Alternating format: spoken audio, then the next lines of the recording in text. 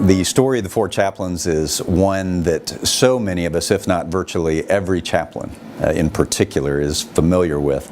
As we come through here, our chaplain center and school, we get exposure to really what's one of the more iconic stories for any Army chaplain.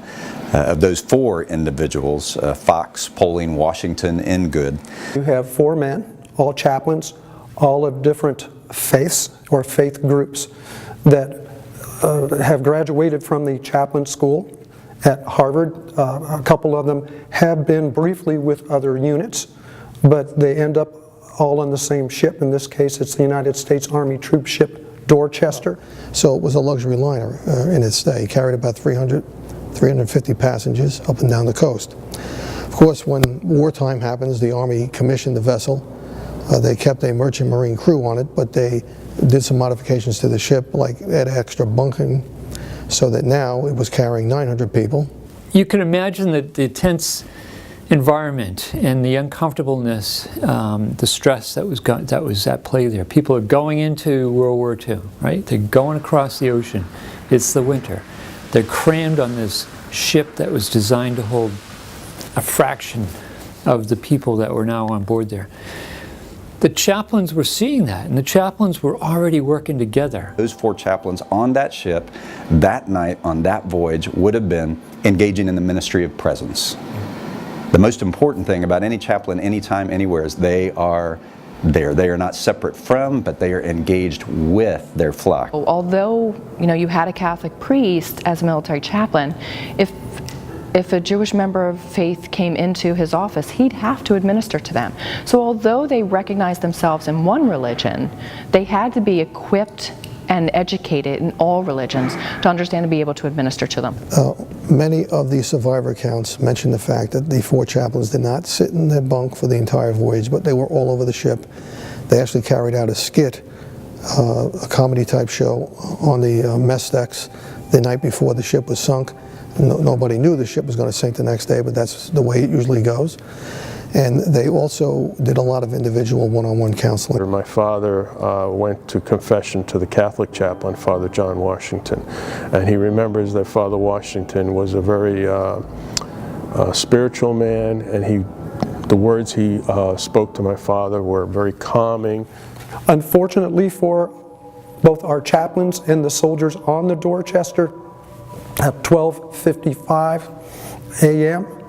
on the 3rd of February, U-223 managed to fire in a sweep at least 4 torpedoes. And he told me that they were down below asleep, and they had been warned previously that there would be U-boats in the area.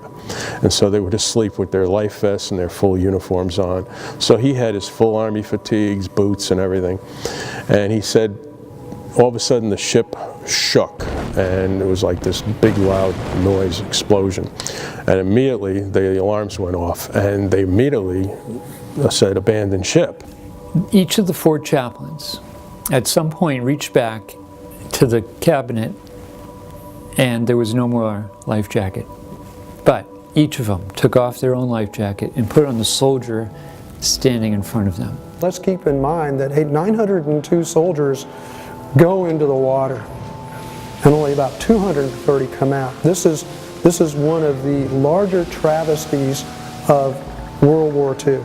They knew that they were not going to survive, but it was important, they felt, that they stayed with these men, prayed with them, comforted them, and then also, as the story goes, they gave their own life jackets. Some of the chaplains even gave their own gloves to some of the men. It's a selfless act. It demonstrates maturity. It demonstrates character, and it demonstrates who and what chaplains are. This is a defining moment. They demonstrated phenomenal chaplain identity, both calling, commitment.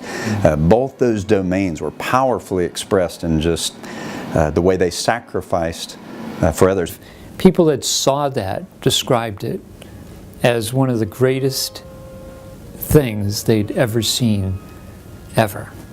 Like, they can't imagine a greater act of love and care and charity than what they saw those chaplains doing by taking off their life jackets and putting them on those soldiers.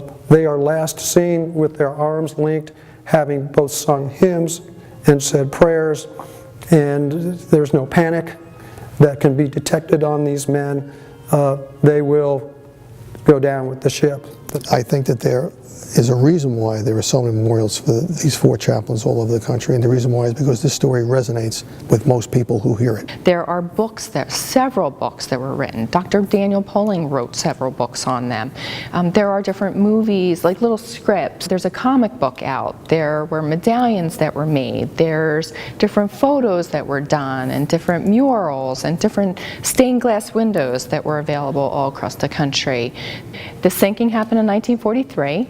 The U.S. postage stamp came out in 1948. Congress in 1961 creates a special medal for them. So they do get that recognition that they deserve. I mean, here you had 4 men, different faiths, but one common thing was they were all men of God. And they were united that night in prayer, and also united in helping the men on that ship. You know, in my tenure as Chief of Chaplains, I've tried to make the 4 chaplains really the center as far as a model, you know, and an image for us to look to. Even with their religious uniquenesses, they cooperated without compromising their own faith and demonstrated the highest values that any of us could ever hope for in terms of selfless sacrifice, literally loving their soldiers to death. That's the story of the Dorchester and the 4 chaplains.